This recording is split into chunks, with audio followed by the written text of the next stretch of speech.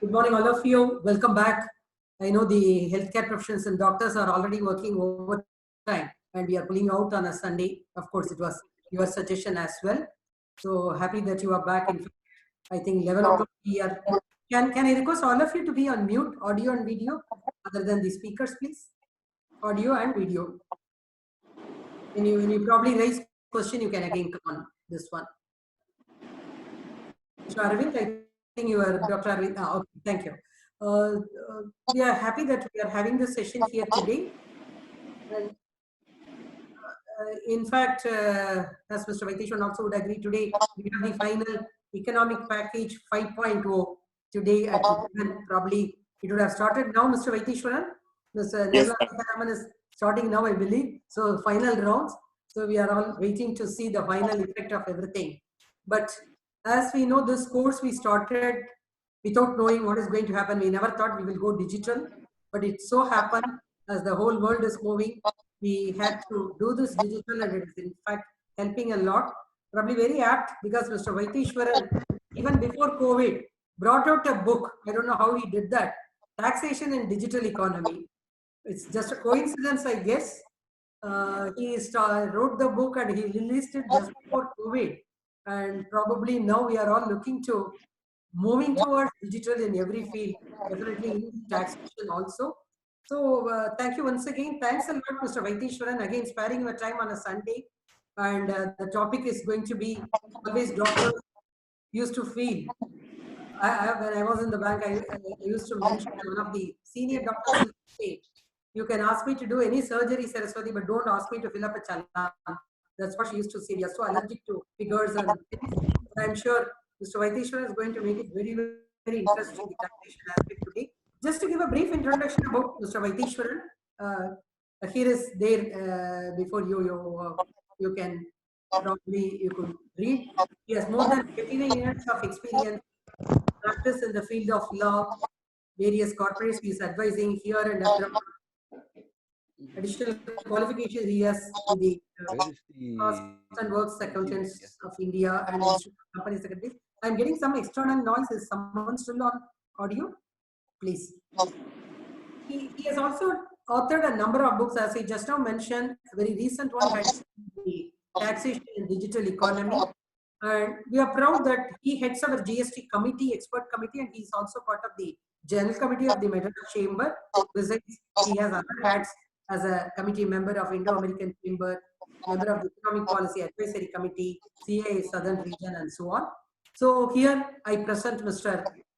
Vaitheeswaran before you. Mr. Vaitheeswaran, it's your day now. I will sign off here. Wish you all a very, very productive day. Thank you very much. Good morning, friends.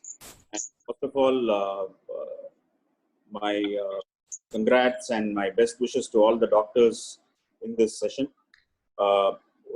People always say that the medical is a noble profession, and probably COVID has made this much more clear to every single citizen in this country.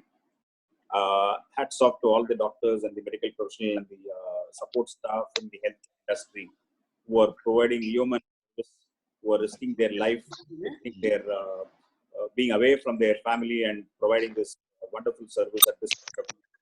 The nobleness of even more brought out at this level. So first, I thought I'll make that statement before I go on to nitty-gritties of taxes. Like a little bit of introduction. Many doctors would hate tax, would hate numbers, would hate accounting. And if you look at the other side of the business and lawyers and profession, they're not very clear about the medical jargon. I mean, they love the doctors in the sense that the doctors save them, the doctors take them out of the misery and provide respite the problems that is provided. But the technical aspect of the issue is left to the English language. And all this was put at rest when Google came into the picture. And I'm sure many doctors hate Google as much as professionals hate Google. Because today you have a patient who comes in with tremendous knowledge acquired through WhatsApp and Google. And he doesn't come with a symptom, but he comes with a question. And it is painful for a doctor to first make him unlearn and get rid of his Google practices, and then bring him back to his normal requirement of pathology and treatment. Similarly, for profession like tax also, now Google has made it so easy that you just press a button, you'll get every answer on tax. And some of the answers could be wrong also. So in that sense, I think both of us are in the same field, and both of us are looking at this.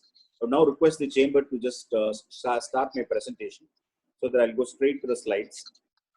This will be about an hour of presentation, and I'll have 20 minutes for question and answers, so that people are able to enrich themselves with their questions. I'm open to questions to the extent possible, I'll answer. So this is part of your financial management course, which you're part of, and my segment is on tax. Next slide, please. I'm calling it tax analysis. So let me start with this first. I'm going to give you section just to give it back. Since, next slide. Since we use technical terms in medicine. So what is the section 269 ST? This picture itself seems to indicate what it is. There is a government person looking, hiding behind a tree and watching you, where you're carrying a bag of cash, and it looks as if you're getting into a trap. Next. Now, what is this section is that this is the initiative of the government cash transfer. So the entire language of the section is to completely prevent and prohibit cash transactions, whereby they say no person shall receive an amount of rupees 2 lakhs or more. That's a simple language, should not be a problem. But then it says, in aggregate from a person in a day. The best part is the Indian lawmakers are aware of what all Indian citizens would do to get out of a provision. So they're talking about if you receive more than 2 lakhs in cash, in aggregate from a person in a day, or if you receive in respect of a single transaction, or you receive in respect of multiple transactions, but they all pertain to one event. Let us say it is one wedding, and you're talking about cash for food, for cash for arrangements, you're talking about cash for other events, etc. So in all three scenarios, if you receive an amount of rupees 2 lakhs or more cash, what they say, if you receive otherwise than by your account pay, DD, etc., electronic method, etc., then there are serious consequences. What are the serious consequences? Next. You will be visited with a penalty equivalent to the amount of such receipt. So if you're going to collect more than 2 lakhs for a transaction, or you're going to collect cash from patients which cross this limit, then it is a violation of section 269 ST and attracts a penalty which is equivalent to the amount of such receipt. Now you may ask me a question, sir, how does this solve the problem? Cash is still there in the economy, cash is still prevalent. Well, yes, I have to agree and concede to that cash is still prevalent in the economy. There are still, across business, not necessarily medical profession, not necessarily doctors. Take jewelry, for example. A customer goes to the jewelry shop and then he says, I want jewelry.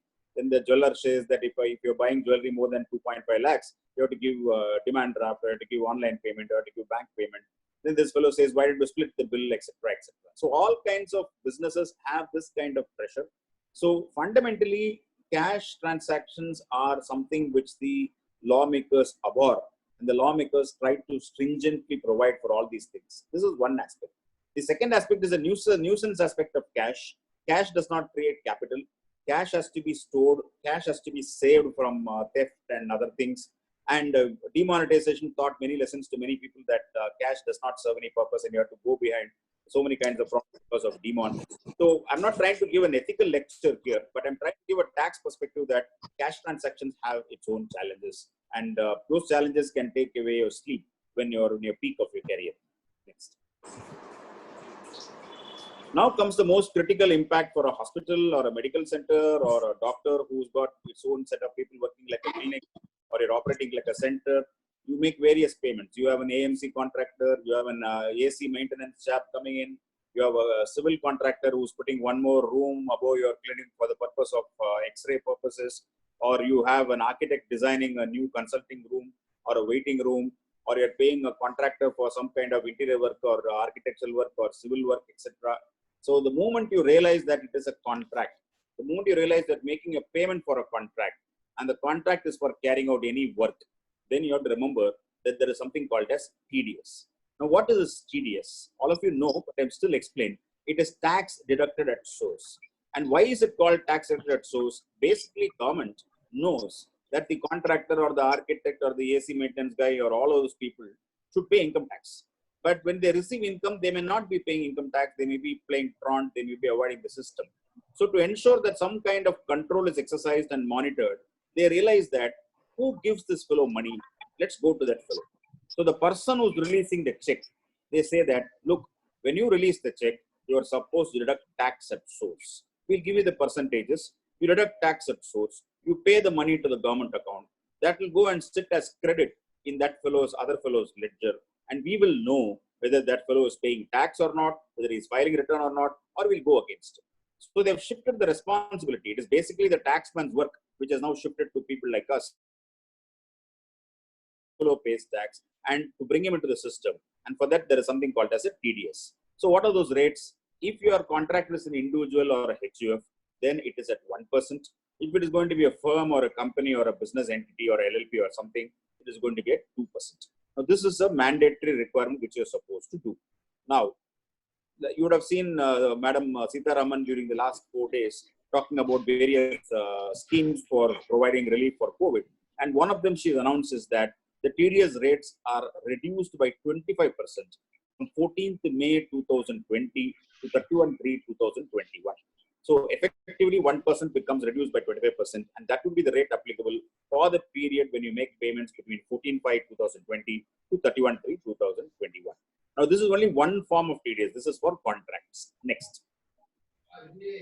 The next TDS is the most crucial TDS, which we call as professional fees, Section 194J. This many of you would have experienced, because as a doctor, you'd be part of an arrangement with a hospital. You may have a consultancy arrangement, you may have a retainer arrangement, you may have a desk in the hospital, you may have a visiting arrangement, whatever reasons. When you're paid professional fees as a doctor, the hospital have deducted this tax at source in terms of 194J. Similarly, if you're running your own clinic and you're making payments to a specialist who comes, and anesthetist who comes for a particular sequence in your, let us say, dentistry operation, or somebody else who comes in some other specialist, a specialist is called upon to visit your own premises, then these are all professional services provided by professionals, and therefore there is a TDS requirement. And this TDS is the rate of 10%, and this 10% has also come down by 75%. So 25% has been reduced for this period which I already talked about. One critical point is that if the amount of payable during a particular financial year is not going to exceed 30,000 rupees, then you don't have a TDS obligation. So typical question that many hospitals have, or many small clinics have is, look, I'm one person specialist. He is going to charge me 15,000 rupees. Should I deduct TDS or not? Now my question would be is, how much of work do you estimate in this kind of segment? TDS and do you expect the same to come again? Going to come again, he's going to charge you another 15,000 for another patient, or he's going to come for a third time. So if you know that this is going to be a recurring kind of an arrangement, then nothing wrong in deducting the first installment itself or the first payment itself. But if you're not too sure, sir, I don't know whether this kind of work is going to come, or if the specialist is somebody who's not done very well and my patient is complaining, I may not call him, I'll go to some other specialist. And therefore, what you do is you take a conservative view. You take a view that, okay, I will not deduct tax at source now. Let me see what happens next. But please remember in your records that you have not deducted tax at source. So if nothing happens and you don't engage a specialist again, matter ends there insofar as that financial year is concerned. But assuming you engage him next segment, and you pay him 25,000 rupees. Now you have already paid him 15,000 rupees. Now you are paying 25,000 rupees. Therefore, it is 40,000 rupees. You have already crossed the threshold, and therefore the entire 40,000 attracts TDS. Therefore, in the second installment, you will deduct the TDS which you have not deducted in the first installment also. Next slide. Now, this would be an important TDS. This is from a rental perspective.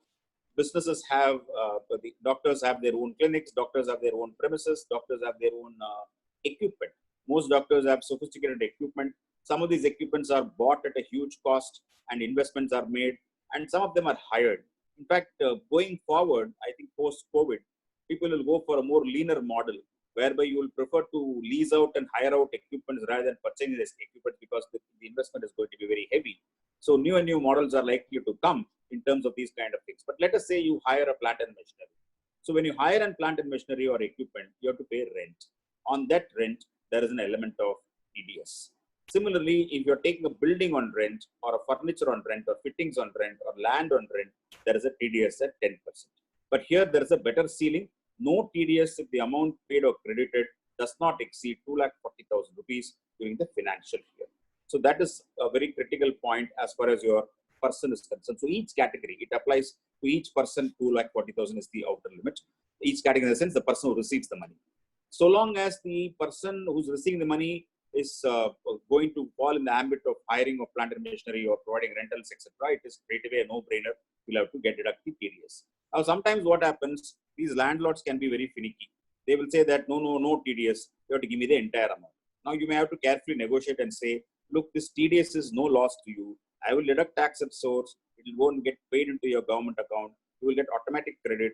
Your tax I'm paying in advance. Therefore, you should, it's a legal requirement you will have to accept. It's a convincing exercise and most landlords finally accept. Now, in case you are subject to audit, in the sense you are subject to tax audit, then these provisions are also applicable for individuals and HUF. Otherwise, only businesses will get this kind of provisions. And as I said earlier, across the board, all TDS rates have been reduced by 25% for the period 14/5/20 to 31/3/21. Next. This is an interesting aspect for some hospitals who may call foreign doctors, who may call foreign specialists, who may call foreign experts to come for a particular treatment or to come for a particular assignment or come and carry out a particular program or carry out certain research or implement a certain some kind of new technology into the business. All kind of things can happen. So what happens is that you're making a payment to a non-resident. Now, those non-resident can be manifold. It could be fees for technical services. Maybe the foreign hospital could be extending technical support. It could be providing valuable technical services as a collaborator. Or if the foreign hospital could provide valuable proprietary information, IPR, it could provide a right to use a brand. It could provide a right to use some know-how. And then it would say that you have to pay a royalty for using this. And the royalty could be a percentage of the revenues that you make. So you have to examine each character of payment. Sometimes you may buy sophisticated software for your operations, or you may buy a very, you may get a right to use a particular equipment, which is used for, which uses artificial intelligence for surgery and may not have that much of human interface. So you may, each payment has to be examined. It may not be possible in this seminar because what we are discussing itself is a full day seminar, but I'll try to give you 2 or 3 examples. So let us say you're paying royalty for using a brand, or you're paying technical fees for the supply of know-how. Then, depending on the country, there is something called as double taxation avoidance agreement. And that double taxation avoidance agreement will say that this is taxable in the hands of the foreign party, both in India and abroad. And there will be, once it is taxable in India as well as per the agreement, then you may have to withhold taxes or deduct tax at source. And the foreign company or the foreign hospital would get the credit when they set off against their own taxes. And in the double taxation agreements also would say that if it is a business income for the foreign hospital, unless they have a business in India, unless they have a permanent establishment in India, unless they have a full-fledged office in India, there is no income taxable in India. So you have to examine whether it is a royalty payment or a technical fee payment or in the nature of a payment which contributes to business income. And positions will differ. As I said, it is one of the most complex topics in international taxation. All you need to understand is that when you make payments to foreign parties, you cannot make a payment just like that. You may have to examine and consult your advisor before making the payment. Next. The biggest challenge in TDS is that we have to get to the debate as to whether it is applicable or non-applicable. And the first instance of non-applicability could be, what happens if it's a reimbursement? Somebody incurs the expenditure on my behalf. I'm supposed to incur the expenditure. He is incurring the expenditure. After incurring the expenditure, I'm reimbursing that person. When I'm reimbursing the exact cost, am I even liable to pay TDS? Now, for example, let us say the professional who you're hiring has come out from some other place. And he says that from that place to this place, I have to travel. Of course, now air travel is completely closed.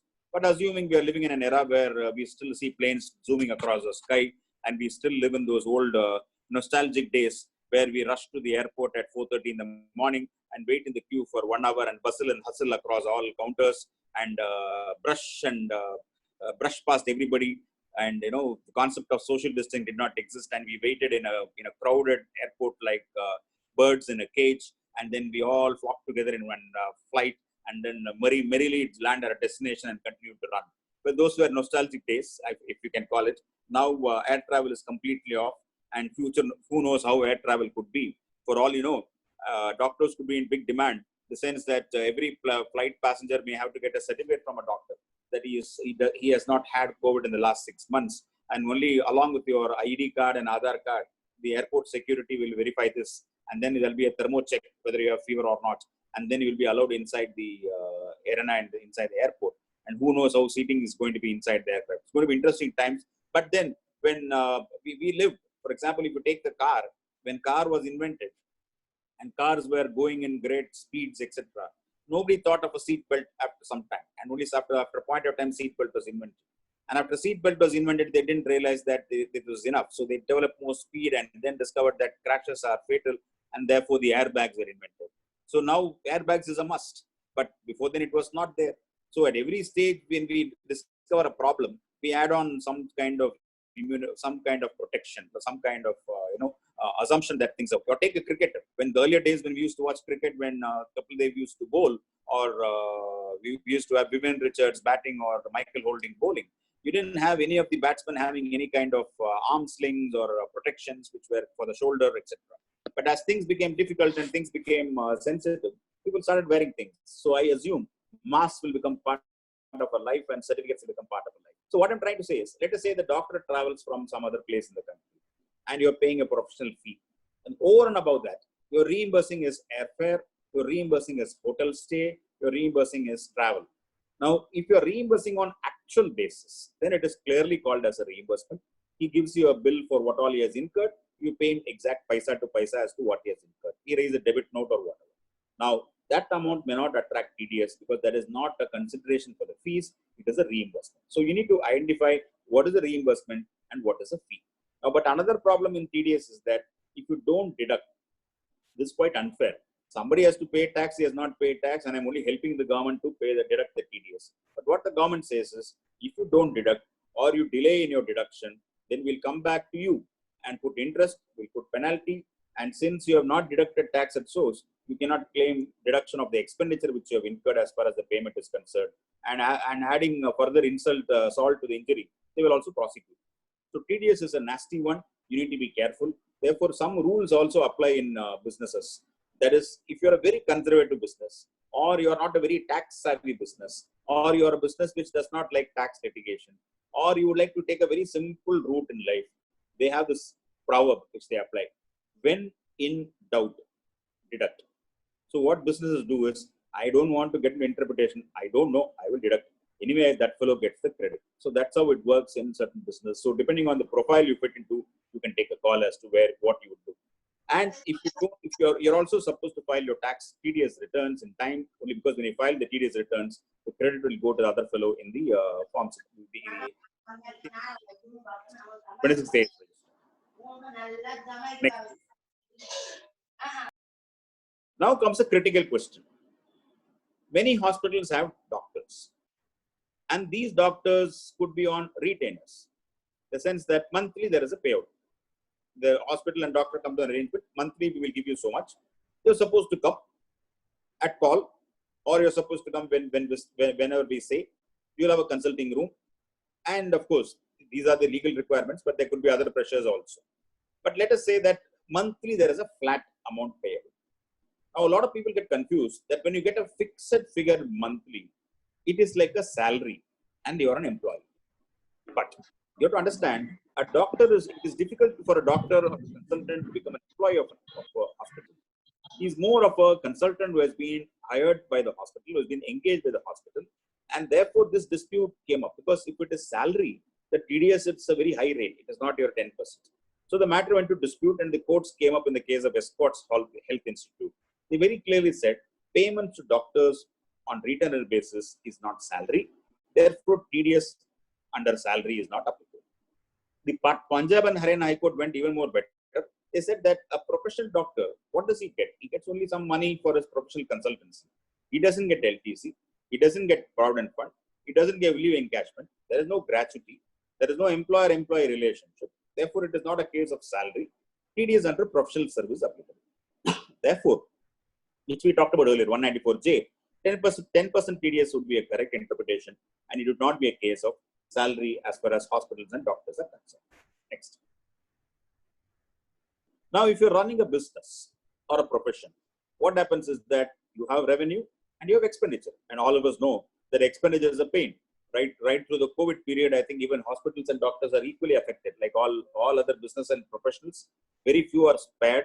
Probably certain industries alone have been insulated, but all other professions and business have been affected, including hospitals and doctors. I'm aware not having a significant revenue because of the fact that many normal activities which normally happen is not able to happen, or because of COVID controls, you're not able to do your normal surgeries and things like that. Therefore, there is tremendous expenditure. But these expenditure have to go on.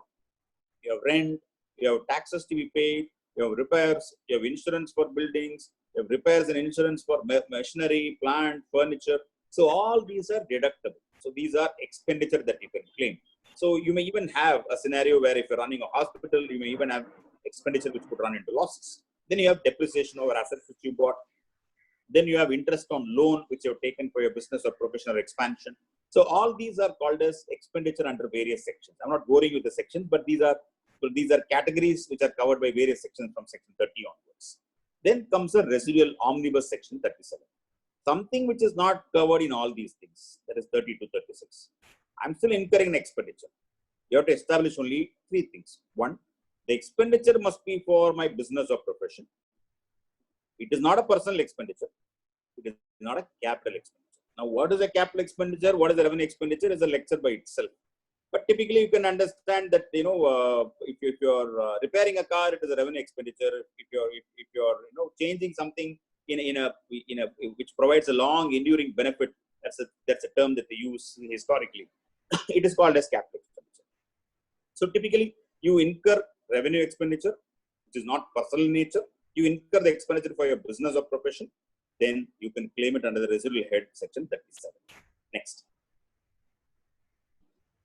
Now I'll go on to certain parts of business expenditure where decisions have come.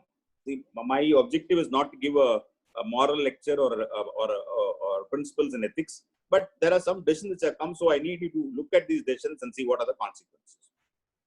So there was one hospital. It claimed expenditure. It said salary is an expenditure, wages expenditure, bonus expenditure, interest expenditure, traveling expenses, including foreign travel and various expenses. And they said that all this is for research and development. So then the assessing officer said, okay, give me details. During assessment, when you make a claim of expenditure, you will have to substantiate with documentary evidence. You'll have to establish that the expenditure was actually incurred, the vendor who had raised the bills is a genuine player, and you are able to prove with invoices that you have actually incurred the expenditure. So this particular hospital could not produce that kind of evidence. And therefore, when expenditure is disallowed, then that portion becomes income that is taxable. And since you have claimed wrong expenditure, it will also be treated as a concealment of income. And therefore, there is a penalty that was imposed saying this is concealment of income, and so we can put penalty. Now, the matter went to court, and the tribunal held that any expenditure incurred by the assessee, not for carrying on its business, will not be entitled for deduction in computing taxable income. And then they found on facts that the hospital had already sold off its assets and had stopped doing business, and therefore it was hard to believe that these expenses were incurred for the purpose of carrying on business of the company. So facts went against the hospital completely, and the decision went against that hospital. But as a lesson, whatever expenditure that you incur, please maintain records. If you have a digital trail, ideal. If you're using an expenditure with a credit card, then if possible, have a business card and a personal card, so that you yourself can maintain a distinction between a business card and a personal card. Or if you're having online format of payments, you use a particular bank account. Use an identified bank account for business payments and professional payments for debits, so that it's easy to track. So you don't have to break your head on what kind of accounting you have to maintain, so that you have a record of all these expenses. Next. Now, this is a sensitive topic. The CBDT issued a circular in 2012. So the discussion in the CBDT circular was, how would you treat freebies that are given to medical practitioners and their professional associations in violation of regulations issued by the Medical Council of India? So this circular has gone in depth into your legislation governing doctors, your regulations of MCI, and then refers the Indian Medical Council Professional Conduct Ethics Regulation. And then it says that as per these regulations, there is a prohibition from taking any gift or travel facility or hospitality or cash or grant from any pharma company or any other health sector industries. And then they also refer to the law, which says that any expenditure which is for the purpose of an offense or prohibited by law will be denied as a claim. And therefore, they said, the circular clearly clarified that any claim of expenses which is incurred for providing all these freebies in violation of the regulations shall be inadmissible under section 37(1), being an expense prohibited by law. So then they said, whatever you claim as these freebies, etc., because it's very difficult to, it's a debate which is kind of difficult to navigate. But I have my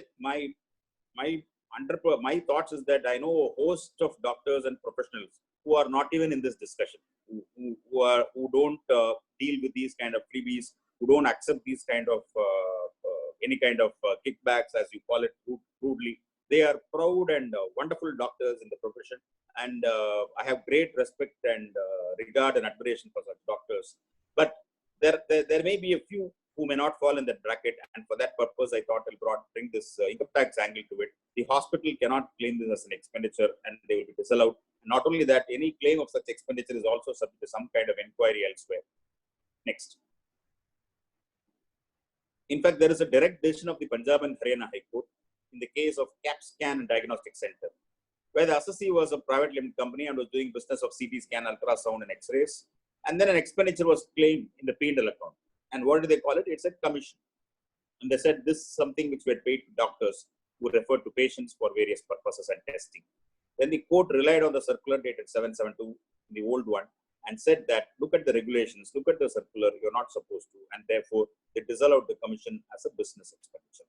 Next. Now, many doctors say, many professionals say that this is all nuisance. I can't maintain meticulous records. I don't know section 37. I don't know section 35. I don't know section 30. I don't know section 36. I don't know capital expenditure. I don't know revenue expenditure. I don't want to go on interest on loan. Can you give me a simpler system? So the law decided that they'll give a simpler system for professionals. So if your gross receipts are less than 50 lakhs, 50% of your receipt, you offer it as income. That's it. That's your income. You pay tax on it.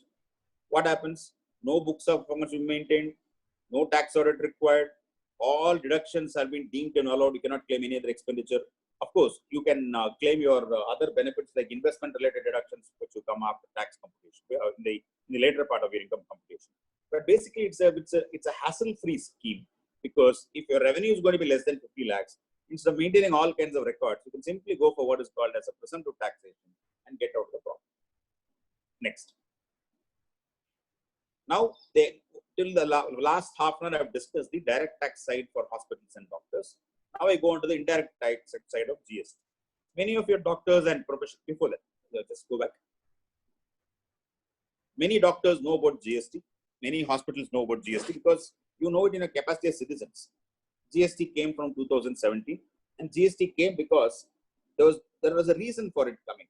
Before GST, a lot of people complain about GST, but I'd like to set the record clear. GST is a good idea. The way we have gone about may be bad, but GST is a good idea. Prior to GST, we had nearly 11 to 13 indirect taxes, and the effective rate of tax was 36 to 37%. Every tax law was complicated, and you didn't have what you call as input tax credit. Therefore, there was a duty on duty, etc. Now, as a common man, you be a doctor, but you're still a citizen, you're a consumer. When you buy a product from the shop has sold you this product. He will charge you VAT in the old GST system. You look at the bill, VAT is 12%, very good. But the shopkeeper has bought this from some other fellow. That some other fellow has charged excise duty of 18%, or excise duty 12.5%. That would have been sitting in part of the costing. You'll never know that because that is not shown in the invoice. So we think only 12 is there, and GST has made it 18. In effect, GST is brought from 25 to 18. So fundamental reform of GST is that it has made it simpler, and it has got rid of all the cascading effects of taxes. Multiple duties like excise, GST, entry tax, countervailing duty, service tax, value-added tax, all have gone, and we have what is called as GST. Now, when it comes to GST, everybody is in GST except two people. I would say broadly, other exemptions there, but broadly two sectors: education sector, health sector. So health services and education is out of GST, but it's not a simple exemption. It requires some kind of understanding. Next slide, please. So what is the exemption? Healthcare services is exempted. By whom? You're a clinical establishment or an authorized medical practitioner or paramedic. Either of these three, where they provide healthcare services, it is exempted. So normally when you tell a doctor healthcare services, he will say it's a broad ambit of services, it will cover everything. But when you go to the lawmaker and say, we need to give exemption healthcare services, they want to ensure that every advice also is not packaged as healthcare services. Therefore, there's a definition. So healthcare services means any service by way of diagnosis or treatment or care for illness, injury, deformity, abnormality, or pregnancy in any recognized system of medicines in India. So they've kind of wide, but they've covered every cover act. And then they said it also includes services by way of transportation of a patient to and from a clinical establishment. And then they said, look, we want to cover healthcare, but we don't want to cover hair transplant or cosmetic or plastic surgery. Those of you who saw me in the initial screens and probably are able to see me as I speak, you would clearly know what I'm talking about. There are a lot of people like us who go about visibly accepting what we have or what is left of what we had and say that this is fine. This baldness is also a sign of wisdom. But there are a lot of others who are very sensitive and they try to say that loss of hair is loss of my self-confidence. And therefore, technology came and the doctors came with a solution. We'll give you hair transplant. We'll take a healthy bunch of your hair and then plant it across and grow it like a fertile field. That became a big activity. Then people are not happy with their noses. People don't like their jaws. People don't like their chin. They don't like their lips. Or they are in a glamorous field that they require some kind of attention to all these things. And therefore they go for specialized cosmetic plastic surgery. This is one part. There are other situations where somebody is a victim of an accident. Urgently, some kind of plastic surgery can be done to ensure that they don't have scars. Some kind of cosmetic surgery is required to prevent some kind of scarring because of the accident. So the law makes a distinction. Hair treatment or cosmetic or plastic surgery will be taxable, but unless it is undertaken to restore or reconstruct anatomy or functions of a body affected due to congenital defects, abnormalities, injury, or trauma. So if you have birth defect and you got it cured, no problem. Accident, you got it cured, no problem. Injury, trauma, you got it cured, no problem. But voluntarily, you say, I don't like my nose, and you want to treat it, then there's a problem. Just a minute, I'll take a break for a minute.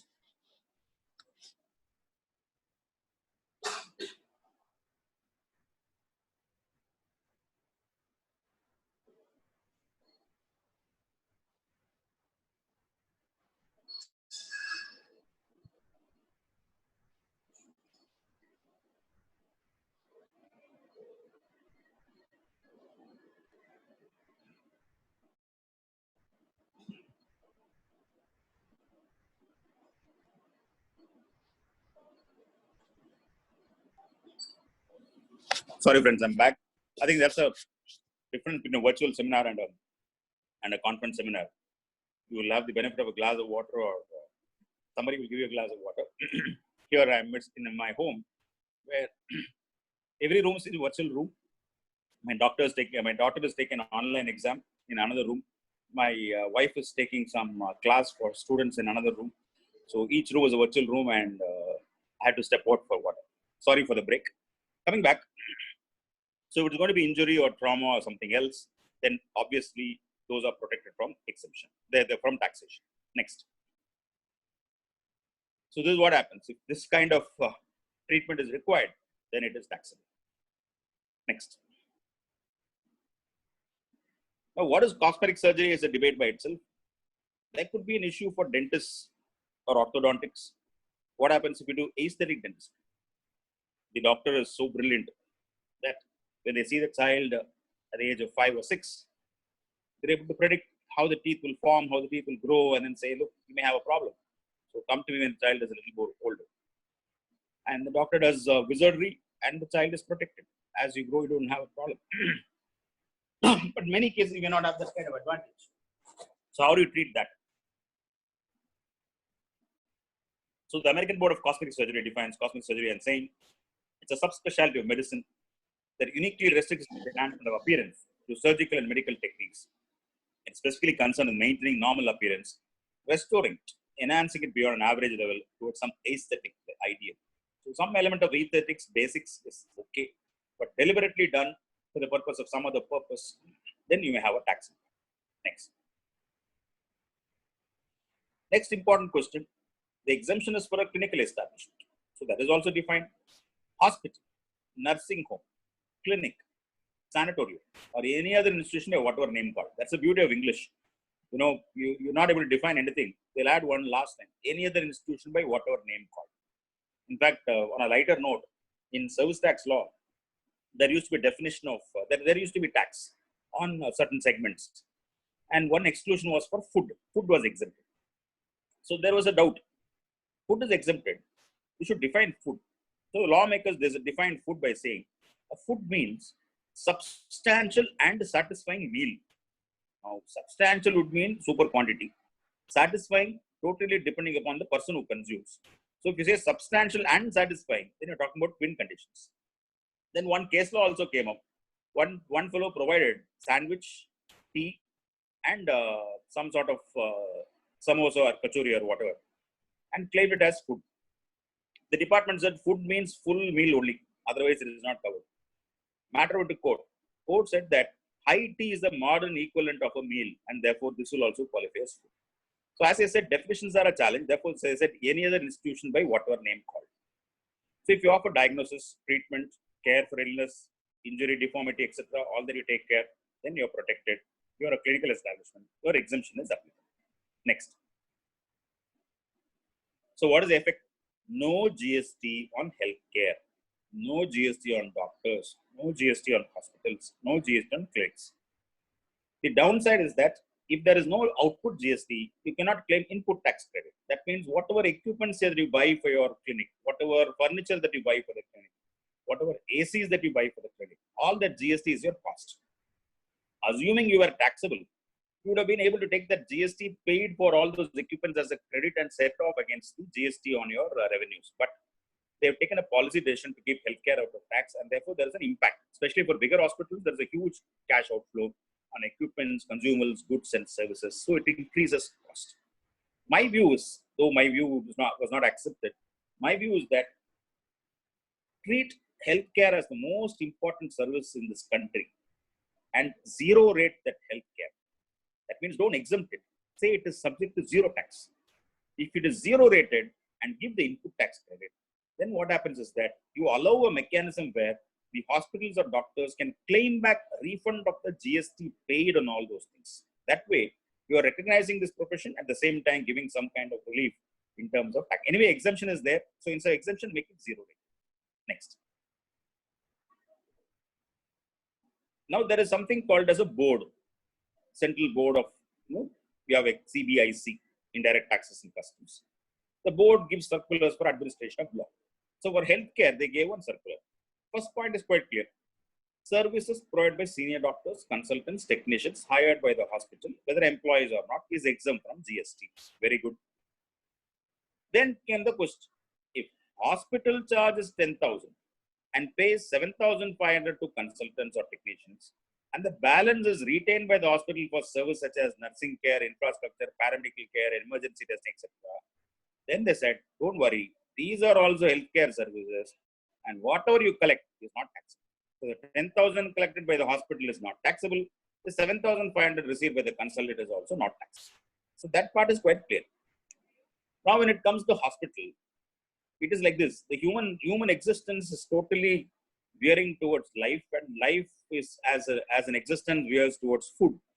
And interesting that even during lockdown, all of us saw that the biggest obsession every person had was food, and they all assumed that if the Tamil Nadu government is announcing that there will be a 4-day lockdown, and you have 1.5 days in between, people go mad. They went and bought 3 months stock. So even though your refrigerators cannot hold the visible, they went and bought. And that is why we had the cluster from the Coimbatore. So we had all kinds of issues because people are so obsessed with food. So when it comes to food inside the hospital, there is one kind of food which is provided to inpatients, which is completely based on doctor's advice. There is a nutritionist who says that, look, this is what you can have, this you cannot have. So what the board said, yes, we understand. Food supply to inpatients is also part of healthcare, will exempt it. Now, along with the inpatient, there is another attendant. This attendant is a problem. He is completely healthy, completely bored, and perennially hungry because he's got nothing else to do except looking at WhatsApp and getting hungry. And therefore, he wants to eat. And he doesn't want the food which is provided to the inpatient. He wants much better, tasty food. So the hospital or clinic also understands that, and they have that kind of food also. So the kind of food that can make the attender a patient very soon is also available. So this food is also supplied to the attenders. Now the board says, no. Food supplied to patients who are not admitted or their attendants or visitors are taxable. So it is a mind-boggling nightmare for a hospital. What food is supplied to patients, inpatients, what food is supplied to outpatients, what food is supplied to visitors, or what food is supplied, which is taxable, which is not taxable. How do I maintain records? It's a huge pain for big chain hospitals. Next. So this last slide, as far as GST is concerned, issues in GST, pharmacy. Many hospitals have a separate pharmacy division. Now, if you're running a medical shop or a chemist shop, you need a special license. So they have a chemist license. So that pharmacy is liable to GST. So whatever is sold in the pharmacy clearly attracts GST.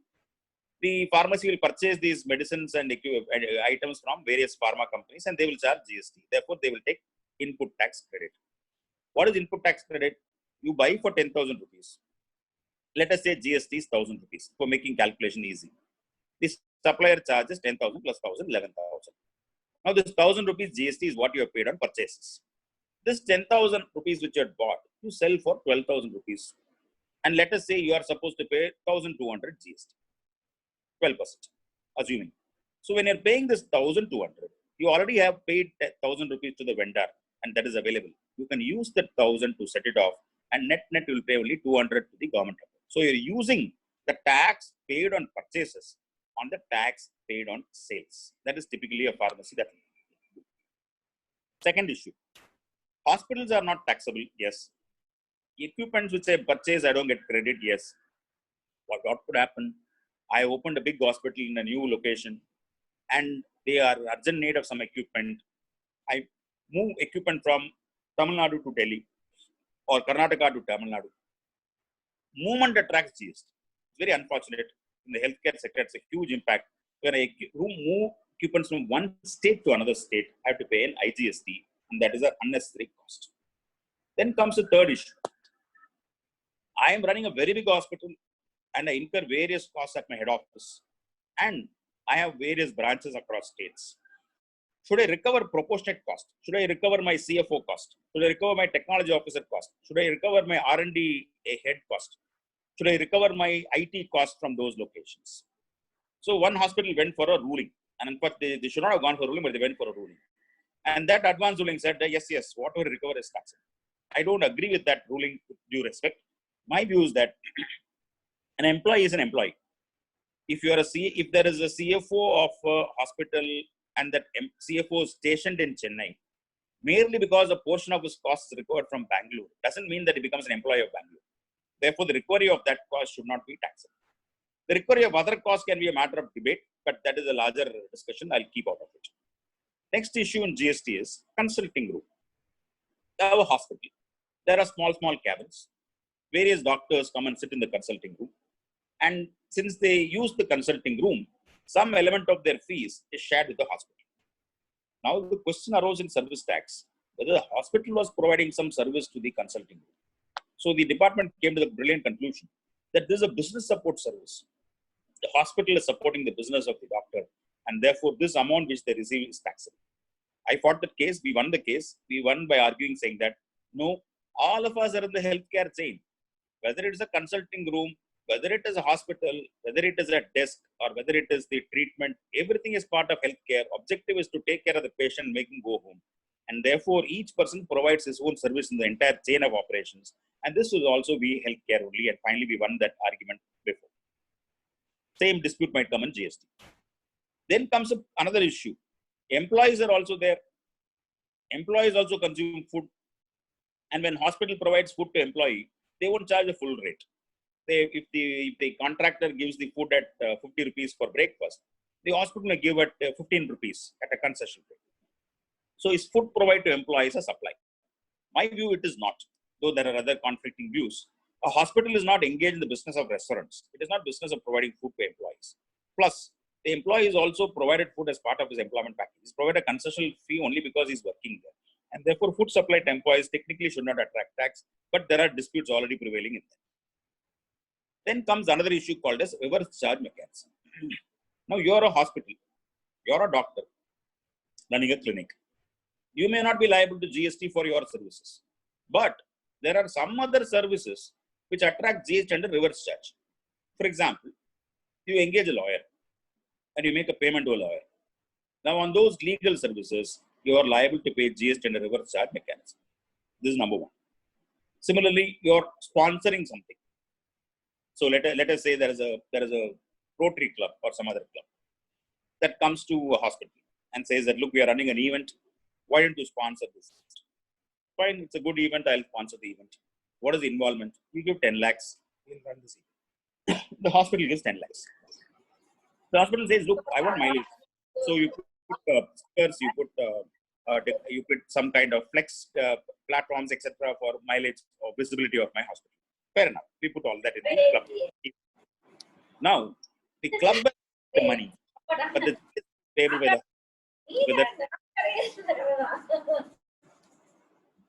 that is called under reverse charge mechanism. Then comes arrangement. Revenue sharing arrangement between two hospitals. Hospital says, look, we have the fantastic infrastructure, but we don't have a team. Can you come with your team? You can sit and run the hospital, manage the hospital. Give me some money out of it.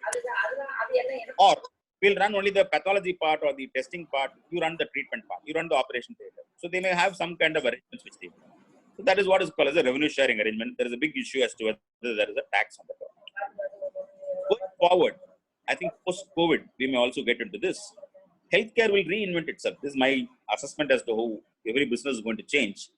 Healthcare might reinvent itself, and we wish to, because now itself you know that many doctors and hospitals are reluctant to see patients for the simple reason you don't know. That fellow may come for a normal eye test, but he could have some other complication and he could spread the COVID in the entire hospital. You may have to close the hospital. Therefore, you're worried. So going forward, you may even find that there could be outsourced health services where you de-risk yourself and have some small satellite segments which will operate, or you will get into app-based health services, healthcare, where there will be a doctor available on app, and we'll move on to virtual consulting.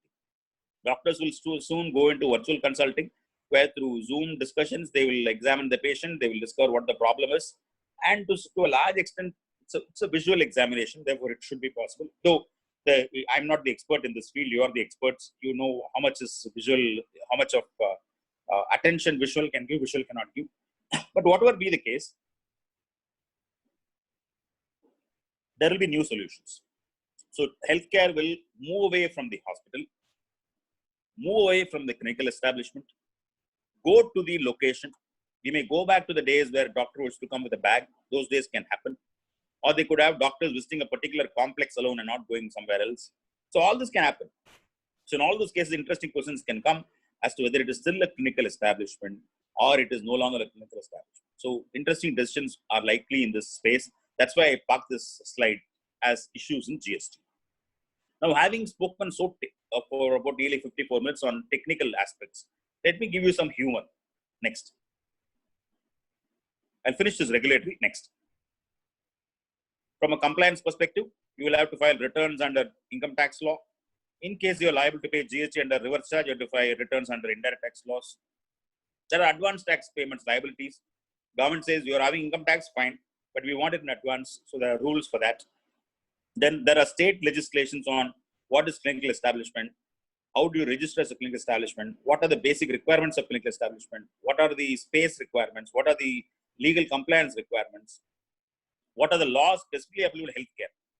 Dentists have certain regulations, others have certain regulations, all kinds of rules will apply. You'll have to comply with all that. Companies Act. If you're a company, then there's a host of compliance related issues under Companies Act. How to run a board meeting, what is the procedure, what forms do you file, when should you file it, made in records for scrutiny. Then what happens if you have a group company which manufactures something, you're a related party, you buy equipment from a group company. So there is a lot of challenges in corporate governance, and it is very important that you, first of all, recognize that there are complex laws. Second, you have to accept that compliance is part of your game. If you're interested in growth, then the best way to grow is through compliance. If compliance happens, then your headaches are less. So either do it yourself or appoint somebody who can do it properly, or engage a good advisor who can do it properly, and keep a tab and watch the consultant or advisor so that you're not taken for a ride. Ensure that you are properly doing what is required under law. Next. So having taken for a long time this technical session, I thought I'll bring some humor in tax related disputes which involve healthcare matters. Next. See, the old law, excise, medicinal preparation enjoyed a low rate of duty. Cosmetics did not enjoy a low rate, it had a high rate. So Old Spice, which was manufacturing an aftershave lotion, said that, boss, our item is clearly a medicinal preparation. Why do you say that? If somebody shaves, they may get a cut. If they get a cut, if they put this, they won't get infection. Therefore, it is clearly a medicine. Therefore, it is a medicine. So matter went up to Supreme Court. So when it goes to Supreme Court has to decide, and they will go in depth as to what is the issue. So they said, if something is a medicinal preparation, it must be meant for curing a disease. So Supreme Court went deeper and came up with a definition of disease, which might probably beat even your medical council definition of disease. What Supreme Court said is, disease means an impairment of the normal state of the living animal that interrupts or modifies the performance of the vital functions, being a response to environmental factors as malnutrition, industrial hazards, or climate, or to specific infective agents as worms, bacteria, or viruses, or inherent organism as various genetic anomalies, or to combinations of these factors. It's a brilliant definition of disease. Then they said, to analyze this definition of disease, shaving is not a disease. Since shaving is not a disease, the Old Spice product is not a medicinal preparation. The aftershave is not a medicinal preparation. It is only a cosmetic. Next, please. This we have seen. This is a plastic, small plastic, which is non-biodegradable, which will just stay in our earth for millions and billions of years. It's got a cotton there, which is also equally dangerous. This cotton swab typically has ear clearing blood. You use it as a brush or a. But one fellow said, no, this is not a swab. This is a broom or a brush. His argument was they're no longer using this for years. They're using for tape recorders, they're using for music systems, they're using for laptops. Therefore, it is just a cleaning brush or a broom. Matter went to at a lower level, it was discussed saying that it is clear an article wedding which is made of textile materials and not a broom or a brush. Next. Famous lawyer called Shanti, senior advocate. He's the father of this Prashant Bhushan, who you see regularly in the news. This Shanti Bhushan had a heart surgery in 1978. He went to US. And then he came back. And then he said, whatever money I spent on heart surgery is repair to plant and machinery. So court asked why. Heart is a plant. Because heart is a critical for my functioning, it is a plant. I have repaired it. Therefore, it is a repair to plant and machinery. After I incurred this expenditure on heart surgery, my life is better. My practice has been increased. Look at all my bills. My professional revenues have gone up. Only because this surgery was done, I was able to do much better work. Therefore, it has contributed to my profession. I need deduction as I need this business expenditure claim. Delhi High Court said nothing doing. It said that it is difficult to show that a lawyer would have used this as a tool for professional activity. What they're saying is that lawyers are heartless on a lighter zone. But the other way around, what they said was the heart is definitely not a tool for your profession. So, of course, the question can be different if it is a brain surgery, but I'm not getting into that debate. But what they said was it is all part of your human body, and therefore you cannot say that this is not an machinery. But mind you, matter is pending in Supreme Court. We don't know what Supreme Court had to say. Next. Next. This is my last slide for the day before I open for questions. This is a live battle. Let us say somebody discovers a chest pain. And today, all of us know that there is a difficulty between understanding a gas problem and a chest pain. But somehow he's got a suspicion that this is not just a gas problem. He feels he's got the typical Google symptoms, which he makes him conclude it's a heart attack. His wife rushes him to hospital. And the hospital says, yes, you're right. It looks like a mild heart attack. We'll treat him. And the hospital provide immediate service. Doctors come to rescue. They provide him necessary treatment so that he's safe. Then the doctors say, look, the heart attack is a symptom of something else. We need to see what was the reason for the attack. So let's do something. We'll inject a dye into the body. Let the dye travel throughout the body. And then when it goes to the heart vessels, we will know whether there are blocks which are serious, which is causing it. So a catheter is fixed, and then a dye is injected. And as soon as the dye is injected, the doctor is able to see that there are not one block, but 3 blocks. And they're major blocks. And one of them is a widow's block. And the doctor said, look, this is very serious. We'll have to take care. Your husband is a young guy. Let's not go for bypass. We'll do a stent. We'll do an implant. So a stent is fixed to the catheter. It's like a wire mesh goes inside. I'm talking to doctors. But why I'm doing all this? Because I had to argue this case. The matter is still pending, heard in Madras. So the matter was the stent is sent inside. It resides. It's an alien object which the body takes some time to accept. And then after a little bit of balloon blowing and deflating and inflating, the patient is put to some kind of safety and quietness, and he gets back to his normal flow. His life completely changes after this particular treatment. Now, the tax department said, what is this stent? This is a commodity. What is this denture that is fixed in the teeth? It is a commodity. What is the metal fixed in the knee? It is a commodity. Commodity means goods. There is something called as works contract. Works contract means, let us say you construct a building. You have marble floor tiles, you have cement, you have brick. All this goes to the building. So there is a law which says any transfer of property in goods in the course of execution of a works contract is liable to VAT.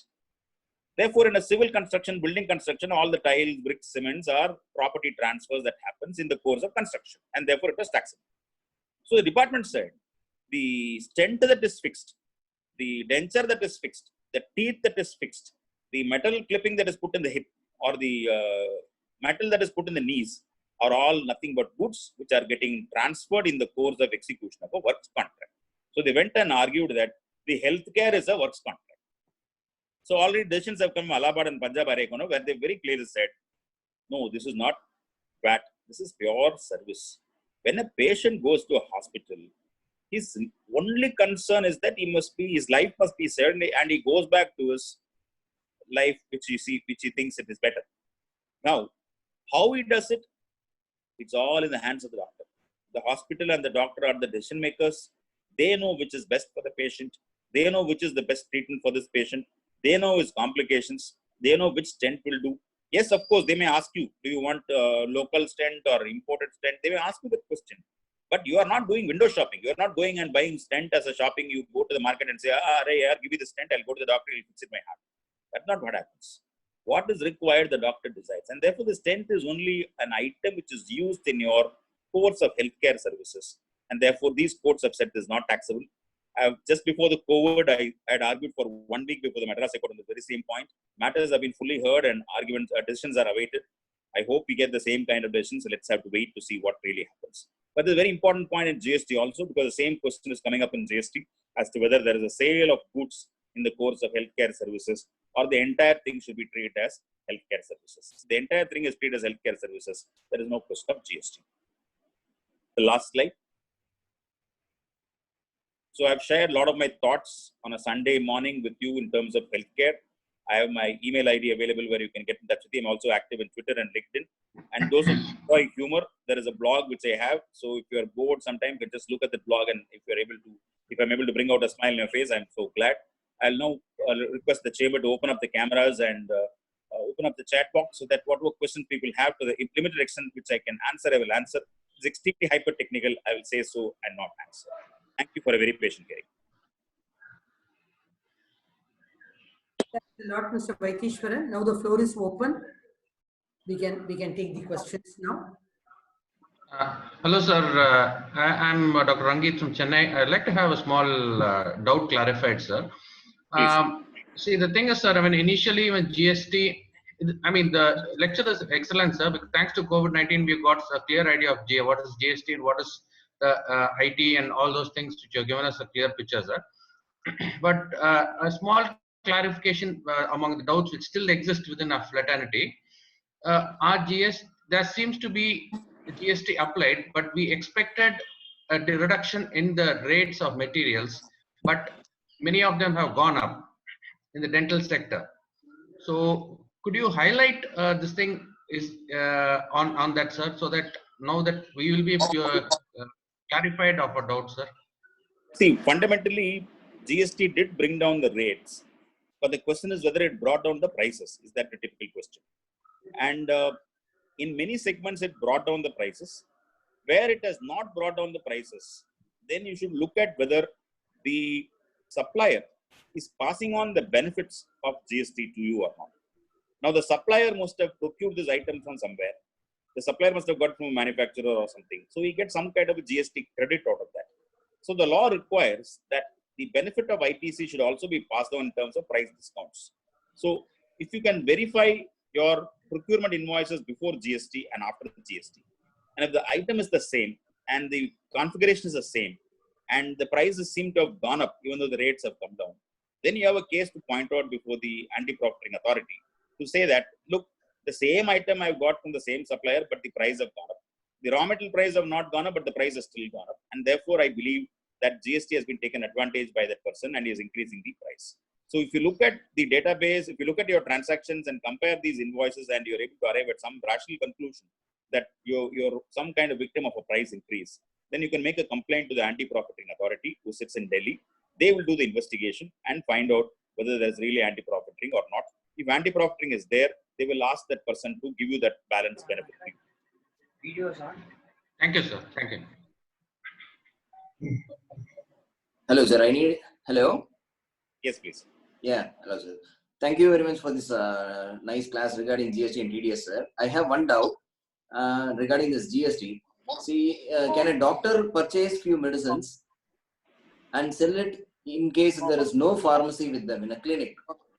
If so, what is the impact of GST on it? What amount, till up to what amount a doctor can do this?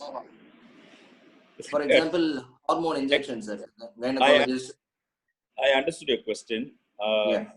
This is quite tricky in the sense that you should not be a chemist in the sense you must not have a pharmacy kind of a business.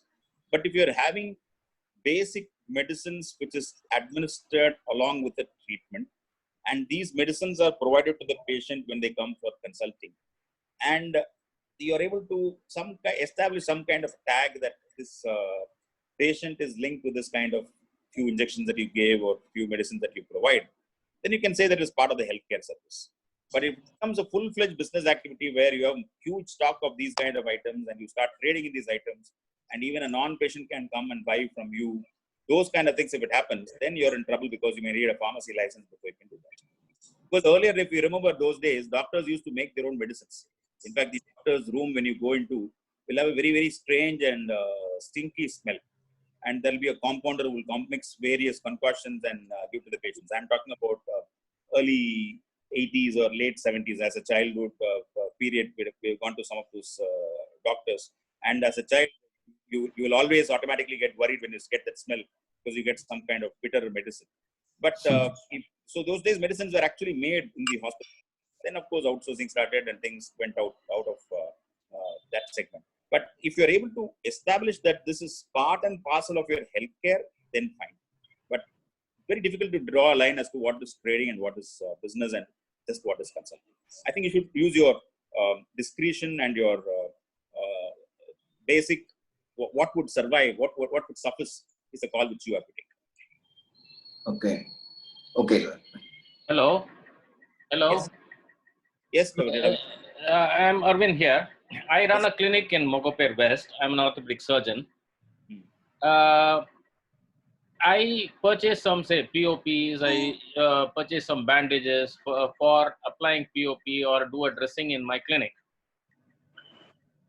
Like Dr. Ashok asked, how much amount, is there a fixed amount that I can use it to buy these materials to use in my clinic for imparting treatment? I get your point. So long as they are in the nature of consumables and so long as they are nature of basic requirements for the treatment that you're providing or the service that you're providing, there is no problem. There is no quantity requirement. So let us say one person has got 2 patients, you've got 100 patients coming. So Okay. the number of much higher, number of consumables will be much higher. So it's based on your size. You can definitely say these are all part and parcel of the consumables used in the course of treatment. The same logic for stents would apply. The same logic for other items which we discussed for healthcare treatment should apply. So we're able to establish that it is the course of healthcare services. It is incident to healthcare and therefore healthcare. Only if it is a standalone activity like a typical stocked item for sale as such, then it becomes a pharmacy. Hello, Yes, doctor. clinic. I'm Dr. Ravi Shankar. I got a lot of doubts on the GST and TDS. In fact, unfortunately, for 5 minutes, I could not have my connection and I have missed most of GST. I just want 1 or 2 clarifications straight away, sir. All your pharmacy purchases, all your fixators, everything, GST is applicable. Correct, sir? Correct. If that is so, whatever question Dr. Ashok Kumar and Dr. Arvind has asked, they are all things that are being used to rehabilitate the patient or treat the patient. In that situation, GST is applicable there, and you can't sell a pharmacy product without getting a license to pay. There were times when they used to say that you can stop within your consulting chamber to a value of 10,000 and try to give it to the patient without charging along with your consulting fees. So I think all these things we cannot stand there and say GST cannot be imposed on these things. 1.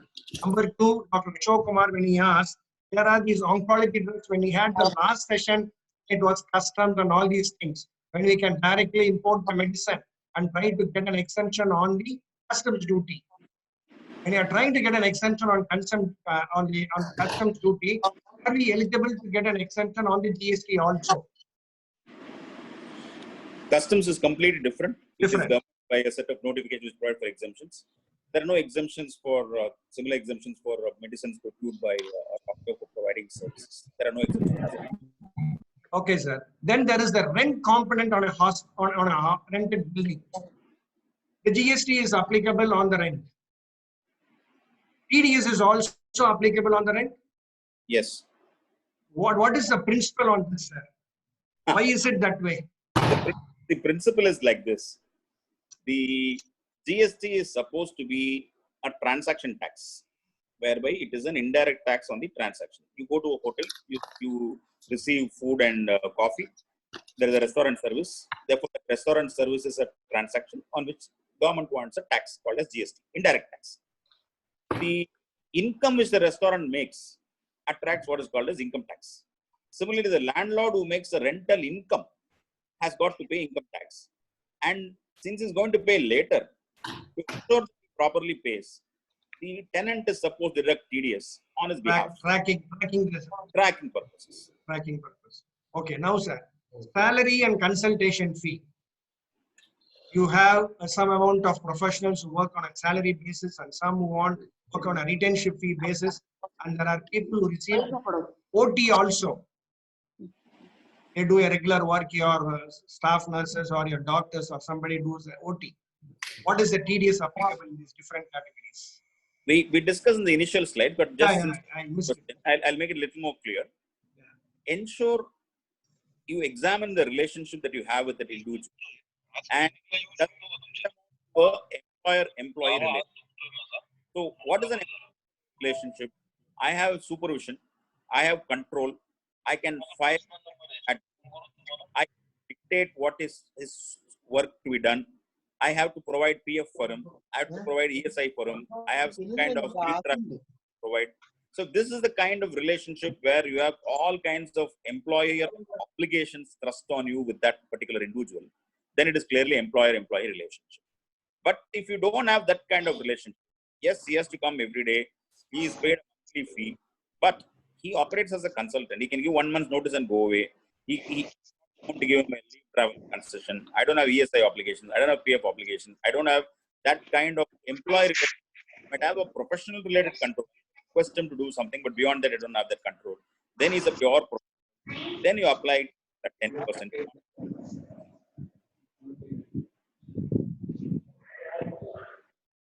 Another thing which I would like to enlighten you also, the scan centers don't term it as a commission when they pay it to the doctors who receive it. They now say it as a referral fee, and TDS is also deducted for that. In between the lines, violating the code of medical ethics. Sir, even referral charges are not allowed now, sir. Dr. Ravishankar? No, it is not allowed. It is not allowed legally. Correct. Yeah. But then they say, I came to the CT scan center, I interpreted things that, and that is how I got the fee. This is how Interpretation the charges. interpretation. That was In fact- earlier it was called interpretation charges, correct. In fact, let me give you another sad aspect of it. There is a friend of mine who does not like this kind of activities. Therefore, he tells the patient that this center will charge you this much because they have to give me some kind of cut out of this. Whereas go to this center, they may not do it. But the patient interprets that this is some kind of referral arrangement which the doctor has for this. That's another problem. Sir, I have one question. Yes, please. Dr. Ravishankar, if you are done, then I'll ask the question. Pardon? Are you done, sir, with your question? No, you carry on, sir, carry on. I love it. Yeah. Sir, I'm Dr. Surendra Patel from Pune. I'm attending your seminar. So first thing is that it's one of a very excellent presentation which you had given about the GST for us, particularly for the medicos to understand on it. One of my very basic question is that we incur a lot of GST as a hospital organization. We pay a lot of GST on equipments like printers or telephones or mobile phones or any kind of medical equipments like ultrasonography machine or X-ray machine or n number of things, whatever we buy from a company. However, we are not getting that credit from as we are using it for the betterment of the patient. While in a pharmacy, you are getting that input and output, so you are getting that GST balanced. But out here in a hospital, we end up paying GST while we are not getting the credit benefit of it. So what is your suggestion on it? Should, as a hospital organization, should we have a GST number of our own? And or is there any other way in which we can do it? One, and the second is, if the hospital is in a rental premises, so we are ourselves are incurring a rental GST on the rent as well. But if the hospital doesn't have an GST number, then where and how to take that credit of rent and other equipments on which we are paying GST? Can you elaborate on it? It's a brilliant question. First of all, you're right, in the sense that because your output is exempt, your healthcare is completely exempt from GST. The law does not give you any input tax credit. Therefore, whatever equipment you purchase, ultrasonic you purchase, your phone bills, your rentals, whatever there is a GST element, is a huge cost. So, going forward, I think this is the best time. As I said earlier, I have greatest respect for your community, and the COVID has brought out that nobleness in your profession. This is the time when government will listen to whatever doctors say. So I would suggest that you should take the opportunity and make a representation and ask for either of these two things. I'll give you suggestions. You can shape it. If you want some help from me, I'll also draft those things. Number one, ask for a zero rating of healthcare services, whereby when you bill the patient, you don't charge GST. There is no GST on your billing to the customer, so patient is not affected. But because it is zero rated, you should be able to take input tax credit and claim refund of the same. That is how the law has to be done.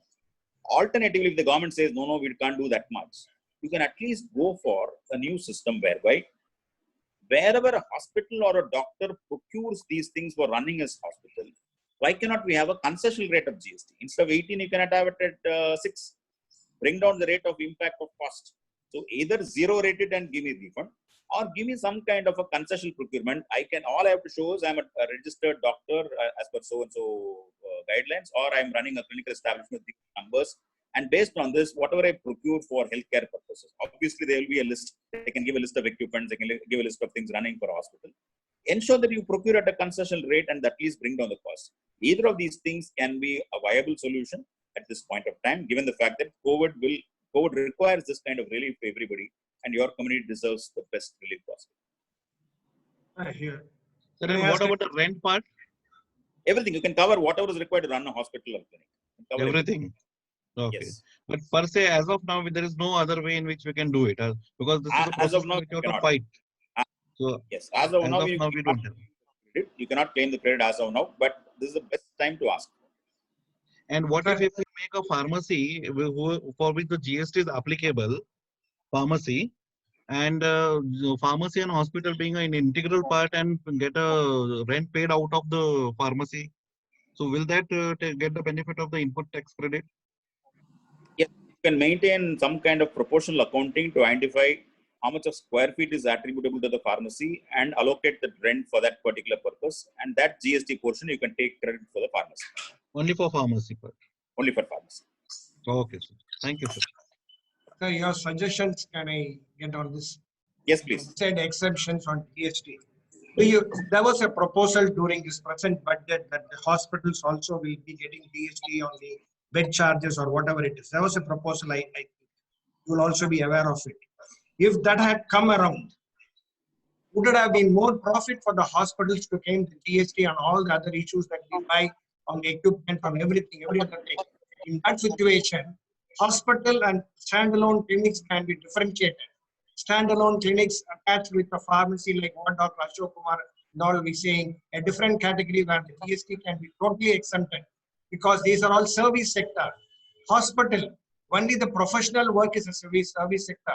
Every other thing associated with a hospital is business, because nobody wants to come and sit in a hospital which doesn't have a Wi-Fi, which doesn't have a cozy atmosphere. So the two different sectors of the healthcare industry where the GST can be applicable, so that the industry, the hospital industry, could claim the benefit of the GST having paid on the investments, on the capital investments. See, you're right in the sense that even in the service tax regime, something was attempted like this, whereby in service tax, initially healthcare, they decided to tax two segments. One was the corporate program, where an employee working for a corporate can go to a hospital and get some kind of testing and treatment, etc. So the corporate diagram, when the company pays the hospital is supposed to pay tax. Second was the insurance-related transactions, where the insurance company paid the hospital, that was taxable. But that went into all kinds of debates and discussions, and after a lot of representation, government decided that we'll knock off the levy completely, because ultimately it gives the patient the impact that the price of healthcare is becoming costlier, and they didn't want that kind of image to stick. Because what will happen is, in the system, when you put tax on a bigger hospital and not put on a smaller clinic, the person who goes to a bigger hospital will get a bill for, let us say, 2 lakhs for treatment, along with 36,000 GST, assuming it's 18%. Now that's a huge impact for him. So probably they felt that the last mile zero is important. Thank you, sir. In fact, I had to really thank you for understanding the healthcare industry as well as the professionals, two different sectors, trying to work together for the public and respecting our friendlyman's feeling and our professional. Thank you very much, sir. Being an advocate and also being a tax consultant, two persons together trying to do the good name for us. Thank you so much. Thank you, Doctor. So I have one more doubt regarding regarding getting our implants, like orthopedic implants. So should I be, what I'm doing as of now is getting through the hospital's name, and actually, I'm billing it in the hospital bill itself, but I do not put any extra charges on it. Am I doing the right thing in terms of GST or other taxes related? It is part of healthcare. You're fine. Okay, fine. So there is no need for me to get it through the pharmacy and then pay the GST? Not required. Not required. Okay. Thank you, sir. I think that's the end of questions. Madam Saraswati, you want to conclude? I'm back. Any other questions, or should we call it a day? Srivatsan, you have anything to add? Nothing, ma'am. It was a wonderful session, Vaitheeswaran sir. Thanks a lot. And I think any other questions, they can definitely write to us and we can get it clarified also. We have a group with the participants, Mr. Vaitheeswaran. So maybe if they pose some questions, we'll pass it on to you and try. No problem. Please share it with me. I'll respond whatever. Sure, sure. So any other questions, you can feel free to put it in the group.